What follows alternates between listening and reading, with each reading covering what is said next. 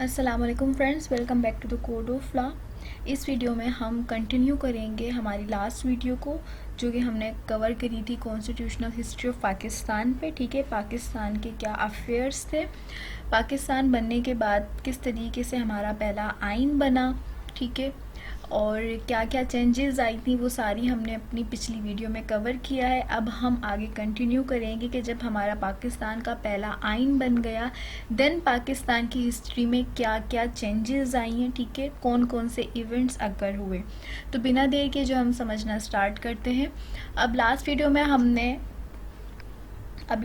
में हमने कवर किया था कि पाकिस्तान का आइन बन गया, ठीक है, और सिकंदर मिर्ज़ा ने जो है ये आइन अप्रूव किया 23 मार्च 1956 को, ठीक है। अब यहाँ पर क्या होता है कि under the first constitution Sikandar Mirza took oath as the first president of Pakistan and the term governor general was abolished. अब यहाँ पर ये हुआ क्योंकि उस वक्त के जो गवर्नर जनरल थे वो सिकंदर मिर्ज़ा थे जब हमारा पहला आइन कंप्लीट हुआ। अब क्योंकि हमारा अपना खुद का आइन बन चुका था, तो वहाँ उस आइन में ये दिया कि भाई प्रेसिडेंट जो है यूज़ की जाएगी term as compare to governor general, यानी कि गवर्नर जनरल हटाकर प्रेसिडेंट रखा जाएगा कि प्रेसिडेंट होगा हेड ऑफ़ द स्टेट, ठीक है। और सिकंदर मिर्ज़ा क्योंकि उस वक्त गवर्नर जनरल थे, तो इस हिसाब से सिकंदर मिर्ज़ा पाकिस्तान के पहले आइन के मुताबिक पहले प्रेसिडेंट हैं, ठीक है। वैसे अगर देखा जाए तो फर्स्ट प्रेसिडेंट जो है हमारे कायदे आज़म है, लेकिन अगर आइन के मुताबिक देखा जाए तो पहले प्रेसिडेंट कौन है, वो है सिकंदर मिर्ज़ा। उसके बाद क्या होता है, the monarch system was also abolished as Pakistan become republic state on 23 March 1956। अब ये जो मोनार्क सिस्टम चलता आ रहा था ना, कि जैसे कि जो हमारा प्रेसिडेंट है वो किंग था, फिर उसके बाद क्वीन एलिज़ाबेथ थी, ठीक है, और हम जो है एज अ रिप्रेजेंटेटिव, ठीक है, गवर्नर जनरल एक्ट कर रहे थे। अब क्योंकि हमारा अपना खुद का आइन बन चुका है, तो इस हिसाब से मोनार्क सिस्टम ख़त्म हो गया। अब जो प्रेसिडेंट है वो हेड ऑफ़ द स्टेट होगा।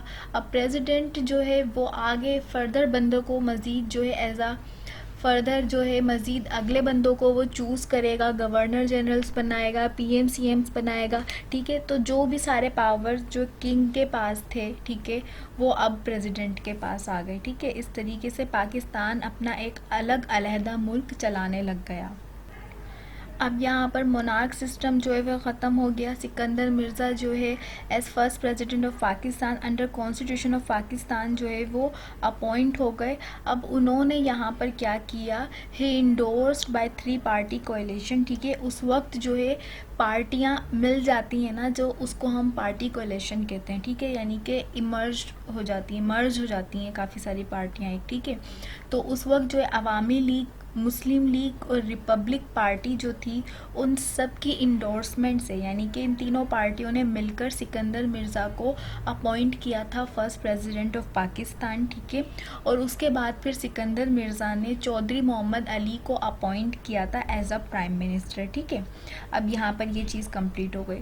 उसके बाद जो मोहम्मद अली थे, यानी कि चौधरी मोहम्मद अली जो थे, यहाँ पर मोहम्मद अली से आपने कंफ्यूज नहीं होना, मोहम्मद अली बोगरा सिकंदर मिर्ज़ा से पहले थे। ये जो मोहम्मद अली हैं ये चौधरी मोहम्मद अली हैं, ठीक है। अब चौधरी मोहम्मद अली क्या करते थे, सपोर्ट करते थे वो रिपब्लिक पार्टी को to be in the majority in national assembly by secret trading, ठीक है। चौधरी मोहम्मद अली ने क्या करना शुरू करा, अब क्योंकि वो पीएम थे तो वो ज़्यादातर समझ लीजिए कि सीट्स जो है वो रिपब्लिकन पार्टी को देने लगे बाय सीक्रेट ट्रेडिंग, ठीक है, जिसको हम रिगिंग वगैरह भी कह सकते हैं, ठीक।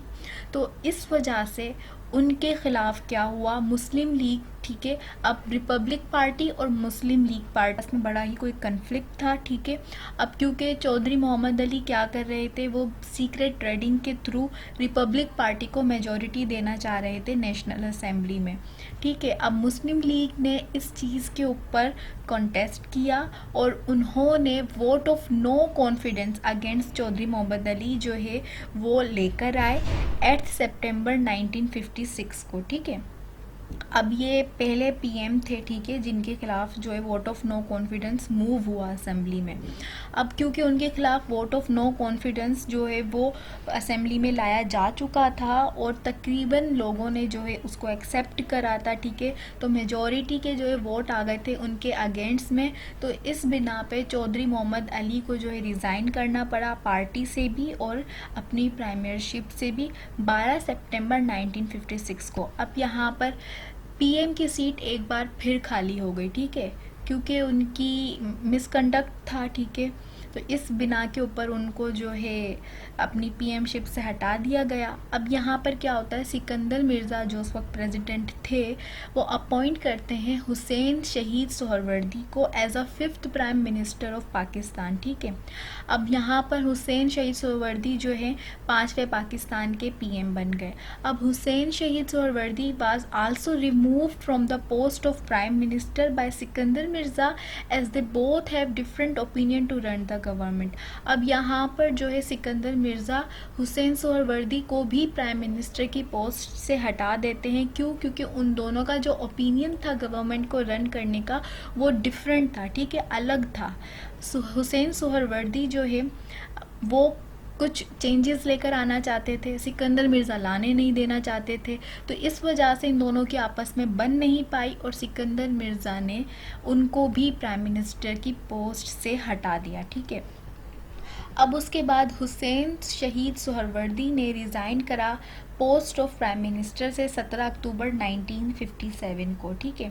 अब यहाँ पर जो है 5वें पीएम भी रिमूव हो गए, ठीक है। अब फिर से पीएम की जो है सीट खाली हो गई। सिकंदर मिर्ज़ा ने उसके बाद अपॉइंट करा इब्राहिम इस्माइल चंडीगढ़, जिनको हम आई चंडीगढ़ के नाम से जानते हैं, ठीक है, जो कि पाकिस्तान के 6ठे प्राइम मिनिस्टर बने 18 अक्टूबर 1957 को, ठीक है। 18 अक्टूबर 1957 को अब उन्हें as a new PM appoint कर लिया गया।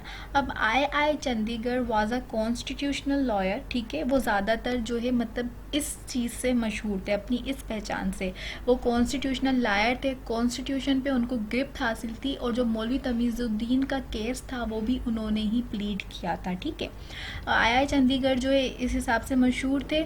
आई Chundrigar was also removed from the post of PM as vote of no confidence pass against him after presenting his plan of electoral college.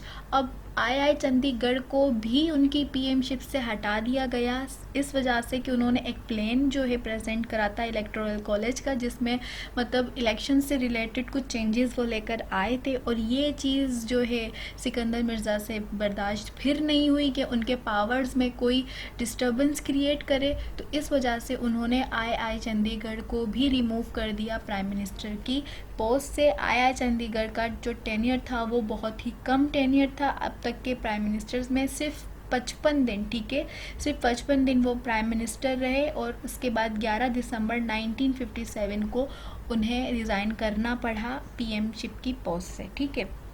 उसके बाद सिकंदर मिर्ज़ा क्या करते हैं, फ़िरोज़ ख़ान को अपॉइंट करते हैं as a 7th prime minister, ठीक है। अब 7वें प्राइम मिनिस्टर चूज़ हो गए 11 दिसंबर 1957 को। फ़िरोज़ ख़ान ने एक बहुत ही अहम काम किया जो आज तक जाना जाता है, वो ये है कि गवादर पोर्ट ओमान सल्तनत से उन्होंने पाकिस्तान की फेडरेशन में इंक्लूड करवाया था। गवादर पोर्ट आज जो हमारे पास मौजूद है वो फ़िरोज़ ख़ान की वजह से मौजूद है। उन्होंने 8 सितंबर 1958 को ओमान सल्तनत से ख़रीदा था, ठीक है, गवादर पोर्ट और पाकिस्तान की फेडरेशन में इंक्लूड किया था। अब फ़िरोज़ ख़ान वो जो है क्या करते थे, trying to abolish the president re election, therefore Sikandar Mirza imposed martial law at midnight on 8 October 1958। अब क्योंकि फ़िरोज़ ख़ान की जो गवर्नमेंट थी वो बहुत अच्छी जा रही थी, ठीक है, और फ़िरोज़ ख़ान जो है थोड़ा चेंजेस लेकर आना चाहते थे और जो प्रेसिडेंट के री इलेक्शन, ठीक है, यानी कि प्रेसिडेंट एक बार जो बन गया वो दोबारा भी बन सकता है, इसके ऊपर जो है वो अबॉलिश करना चाहते थे, ठीक है। और ये चीज़ सिकंदर सिकंदर मिर्ज़ा से फिर हज़म नहीं हुई कि उनको कोई प्रेसिडेंट की पोस्ट से हटाए या फिर उन्हें जो है पावर में कोई डिस्टर्बेंस क्रिएट करे। तो इस वजह से उन्होंने क्या करा, मार्शल लॉ इम्पोज कर दिया एट मिडनाइट ऑन 8 अक्टूबर 1958, यानी कि पाकिस्तान का पहला मार्शल लॉ 8 अक्टूबर 1958 को लगा था, जो कि MCQs में भी आता है। ठीक है, अब उसके बाद यहाँ पर आप देख लें कि पाकिस्तान में सिकंदर मिर्ज़ा ने 4 PM चेंज करे। सबसे पहले ठीक है, उन्होंने सबसे पहले तो मोहम्मद अली बोगरा को रिमूव करा था। ठीक है, उसके बाद उन्होंने अपना किसको रिमूव किया, चौधरी मोहम्मद अली को रिमूव किया। ठीक है, और उसके बाद उन्होंने II चंडीगढ़ को रिमूव करा, उन्होंने फ़िरोज़ ख़ान को रिमूव करा, उन्होंने हुसैन शहीद सुहरवर्दी को रिमूव किया। तो इसके ऊपर कि जिस तरीके से जितनी जल्दी जल्दी PM चेंज हो रहे थे, ठीक है, जस्ट अपनी एक सीट बचाने के लिए, ठीक है, कि हम प्रेसिडेंटशिप से जो है रिमूव ना कर दिए जाए, इसलिए वो गवर्नमेंट ही डिज़ोल्व करते जा रहे थे, बार बार PM चेंज हो रहे थे। तो इस पे गांधी ने भी ये कहा था कि इतनी तो मैं अपनी धोतियाँ भी चेंज नहीं करता जितनी जल्दी पाकिस्तान के PM चेंज हो रहे हैं। ठीक है, तो बहरहाल ये है कि उसके बाद उन्होंने मार्शल लॉ लगा दिया। अब सिकंदर मिर्ज़ा ने क्या करा, अयूब खान जो उनको as a chief of martial law administrator, ठीक है, CMLA चूज़ करा as he wanted to enjoy his same powers, क्योंकि उन्होंने अयूब खान को जो है एज अ CMLA चूज़ करा क्योंकि वो समझते थे कि वो उन्हीं की बिरादरी का बंदा है, तो उनको पावर जो है वो आराम से यूज़ करने देगा। अब यहाँ पर सिकंदर मिर्ज़ा जो है, जब उनको बाद में ये एहसास हुआ कि भाई मैंने गलत फ़ैसला किया है, ठीक है, तो वो क्या करना चाहते थे, वो CMLA के जो पावर्स हैं, जो भी रोल हैं, ठीक है, यानी कि वो उस वक्त चीफ एग्जीक्यूटिव का काम परफॉर्म करता है मार्शल लॉ के दौरान, तो वो सारे एक उन्होंने कैबिनेट बनाई। ठीक है, 24 अक्टूबर 1958 को, 8 अक्टूबर को मार्शल लॉ लगा और उसके कुछ दिन बाद 24 अक्टूबर 1958 को उन्होंने एक एडमिनिस्ट्रेशन कैबिनेट बनाना चाहिए और वो जो CMLA के जो भी ड्यूटीज़ थी, जो भी पावर्स थे, वो उस पर शिफ्ट करना चाहते थे। लेकिन इस चीज़ के ऊपर अयूब खान ने प्रोटेस्ट करा, उनके खिलाफ कंप्लेंट लॉन्च करी। ठीक है, हाई हैंडेड जिसको कंप्लेंट जो है उसके अंडर उन्होंने कंप्लेन करी थी। ठीक है, अब उसके बाद क्या है, अयूब खान को जो है सपोर्ट मिल गई फेडरल कोर्ट की तरफ से भी कि भाई ये जो मार्शल लॉ अयूब खान ने लगाया है ये बिल्कुल दुरुस्त है। वो कैसे मिली फेडरल कोर्ट की तरफ से, अब यहाँ पर फेडरल कोर्ट कौन सी, कि सुप्रीम कोर्ट का पहला नाम फेडरल कोर्ट होता था। अब उस वक्त जो है हमारा कॉन्स्टिट्यूशन का पहला केस अराइज हुआ था, डोसो वर्सेस फेडरेशन, जो कि हमारे लॉ गेट में बहुत ही इंपॉर्टेंट केस है, लीडिंग केसेस में इंक्लूड होता है ये। ठीक है, डोसो वर्सेस केस जो फेडरेशन का जो केस था, इसमें फेडरल कोर्ट ने अपनी ये डिसीजन दी थी, ये जजमेंट दी थी कि जो इस वक्त का मार्शल लॉ लगा है ये नेसेसिटी ऑफ स्टेट है, under the doctrine of necessity उन्होंने इसको वैलिड करार दिया था। तो इस तरीके से अयूब खान का जो है उनको सपोर्ट मिल गई कोर्ट की तरफ से और सिकंदर मिर्ज़ा ये जो पावर्स एडमिनिस्ट्रेशन कैबिनेट को देना चाहते थे वो नहीं दे सके। अब सिकंदर मिर्ज़ा को एग्ज़ाइल कर दिया गया from country bye Ayub Khan. अब अयूब खान क्योंकि उस वक्त के चीफ एग्जीक्यूटिव थे, CMLA थे, उन्होंने सिकंदर मिर्ज़ा को भाई मुल्क से बाहर भिजवा दिया 26 और 27 अक्टूबर की मतलब रात को मिडनाइट में लंदन भिजवा दिया 1958। ठीक है, अब ये वही बात हो गई कि जिस तरह सिकंदर मिर्ज़ा ने मलिक ग़ुलाम मोहम्मद को उनकी पोस्ट से रिमूव करा था, मलिक ग़ुलाम मोहम्मद जो है लेकर आए थे सिकंदर मिर्ज़ा को और उन्होंने ग़ुलाम मोहम्मद को ही अपनी पोस्ट से हटा दिया। अब इसी सेम चीज़ जो हम कहते हैं ना कि जैसे को तैसा, तो वही सेम चीज़ रिपीट हुई है सिकंदर मिर्ज़ा के साथ। सिकंदर मिर्ज़ा लेकर आए अयूब खान को और अयूब खान ने सिकंदर मिर्ज़ा को ही रास्ते से हटा दिया। ठीक है, अब ये चीज़ यहाँ पे ख़त्म नहीं हुई है, आगे भी कंटिन्यू होती रहेगी, वो हम समझते हैं कि कैसे। अब उसके बाद क्या होता है कि 17 फरवरी 1960 को Ayub Khan appointed a commission headed by Chief Justice Shahabuddin and 10 other members equally divided between both wings। अब 17 फरवरी 1960 को अयूब खान एक कमीशन अपॉइंट करते हैं, कमीशन बनाते हैं एक, जिसके जो चीफ जस्टिस जो है वो हेड होंगे। शहाबुद्दीन चीफ जस्टिस थे उस वक्त और 10 अदर मेंबर्स थे। ठीक है, 5 जो है ईस्ट विंग से लिए गए, 5 जो है वेस्ट विंग से लिए गए। अब ये कमीशन बना दी गई। ये कमीशन क्यों बनाई गई? क्योंकि मार्शल लॉ लगा था और हमारा जो 1956 का आइन था वो एब्रोगेट कर दिया गया था, यानी कि ख़त्म कर दिया गया था। तो अब नया आइन भी तो बनाना था ना पाकिस्तान को रन करने के लिए, तो इसलिए ये कमीशन अपॉइंट करी थी अयूब खान ने।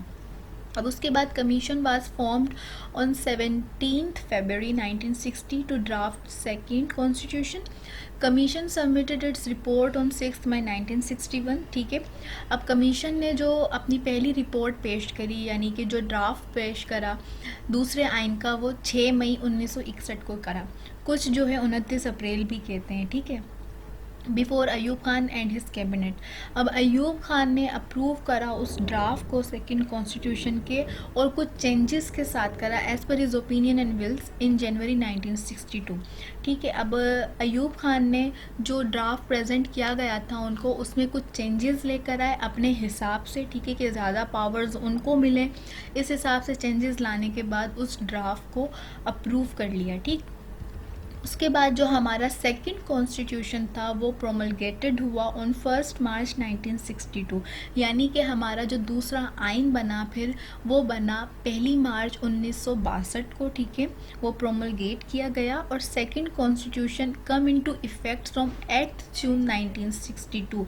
और वो अफेक्ट कब से होने लगा, यानी कि भाई किस दिन के बाद से ये ऑपरेट करना शुरू हो जाएगा, वो 8 जून 1962 से।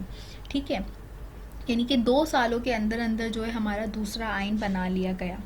अब उसके बाद जो हमारा पहला मार्शल लॉ था वो come to an end after 4 years with the commencement of 1962 constitution from 8 June. अब ये जो पहला मार्शल लॉ लगा था 4 साल तक मार्शल लॉ लगा रहा, और 4 साल बाद जब 8 जून 1962 को हमारा दूसरा आइन ऑपरेटिव हुआ, ठीक है, ऑपरेशन में आया, तो फिर हमारा ये पहला मार्शल लॉ ख़त्म हो गया। ठीक है, अभी हमने पढ़ा कि पहला मार्शल लॉ कब लगा था।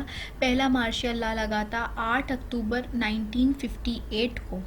8 अक्टूबर 1958 से लेके 8 जून 1962 में हमारा आइन बना। तो बीच में ये 4 साल आ जाते हैं, 4 साल लगे हमारा दूसरा नया आइन बनाने में।